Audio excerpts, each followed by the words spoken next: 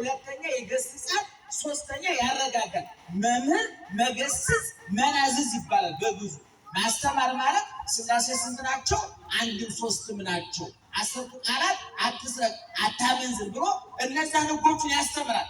አስተምሮ ያስተማረው ምዕመኑ ክርስቲያኑ አልይዝለት ሲል ይገስጻል። ወደ መገሰጽ ደረጃ። በነገራችን ላይ ለመገሰጽ እኛ አይደለም መገሰጽ የምንችለው። ለመገሰጽ ከኛ የተሻለ መሆናል እና ታውቃላችሁ። መድረክ ላይ ስንወጣ ገስጸናቸው አናውቅም። ምክንያቱም ለመገሰጽ ከእናንተ ተሽሎ መገኘት ያስፈልጋል።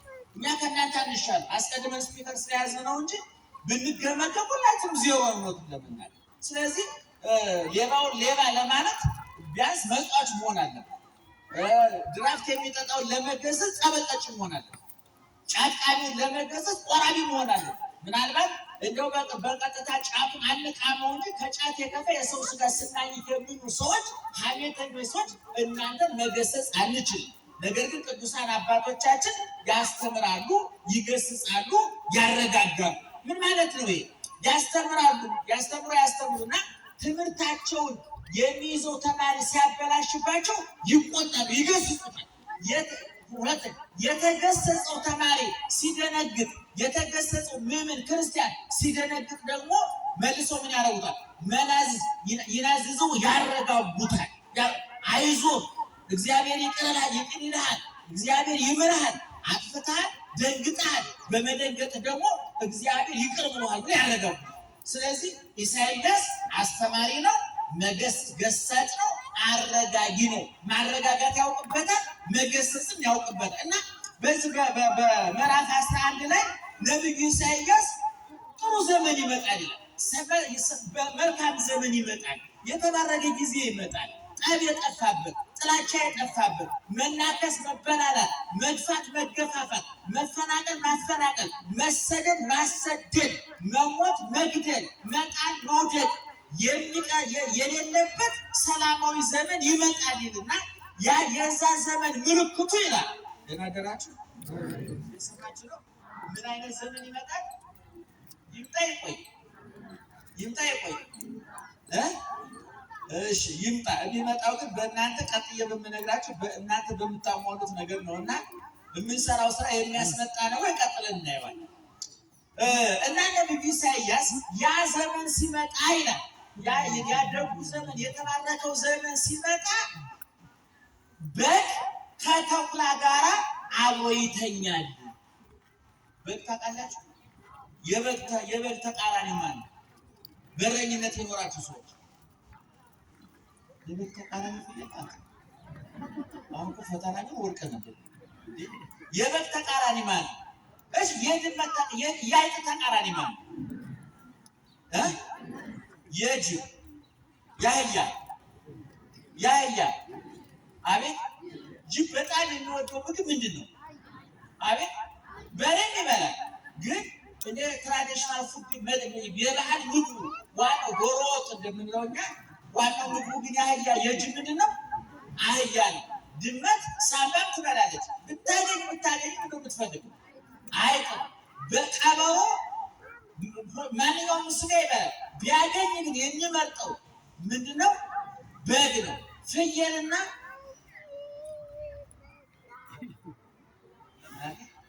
ነብር ኧረ በደንብ ያዙ። ተቃራኒዎቹ ነው። ትምህርቱ ሊገባን ይህን ማለት ነው። በግና ቀበሮ በጉስ፣ ፍየልና ነብር፣ አንበሳና በሬ፣ በቃ እነዚህ ተቃራኒዎች ናቸው። በግ የሚፈራው ማንን ነው? ቀበሮ። ፍየል የሚፈራው ማንን ነው? እሺ በሬ ወይም ከብቶች የሚፈሩት ማንን ነው? አንበሳ። እንዲያውም ይባላል ከብቶች አንበሳ የጸነሱ አይበላ ለከብት ጸነሰ አይበላ ክበድ ነው። ክበድ የሆነ ጻም ጸነሰ ለሰው ብቻ ነው። እንደው ድመቱም አይጡም ሲያረግ ጸነሰ አይባል አረገዘ ይባላል። እና ላም ስትጸንስ ወይም ደግሞ በእኛ ቋንቋ ስታረግዝ ክበድ ሆነች ይባላል። እና የክበድ የሆኑ ያረገዙ ላሞች አንበሳ ሲጮህ ይጨነግፋሉ ይባላል ከድንጋጤያቸው የተነሳ። ዙሮ እነዚህ ተቃራኒ ነገሮች ተመልከቱ። በግና ቀበሮ፣ ፍየልና ነብር፣ አንበሳና በሬ ምንድን ናቸው? አጥፊና ጠፊ ናቸው። በግ ባለበት ቀበሮ፣ ቀበሮ ባለበት በግ አይኖርም። ነብር ባለበት ፍየል አይኖርም። አንበሳ ባለበት በሬ አይኖርም ማለት ነው። እረኛ በገጠር እረኝነት የቆየን ሰዎች ታስታውሳላችሁ። በጎችን የምንጠብቃቸው ምን እንዳይበላቸው? አቤት ቀበሮ እንዳይበላቸው። ፍየሎችን የምንጠብቃቸው ማን እንዳይበላቸው ነው? ነብር እንዳይበላቸው። ከብቶቹ በሮቹን የምንጠብቃቸው ደግሞ ማን እንዳይበላቸው ነው? አንበሳ እንዳይበላቸው። አሁን ነብዩ ኢሳይያስ በመጨረሻው ዘመን ደግ ዘመን ይመጣል።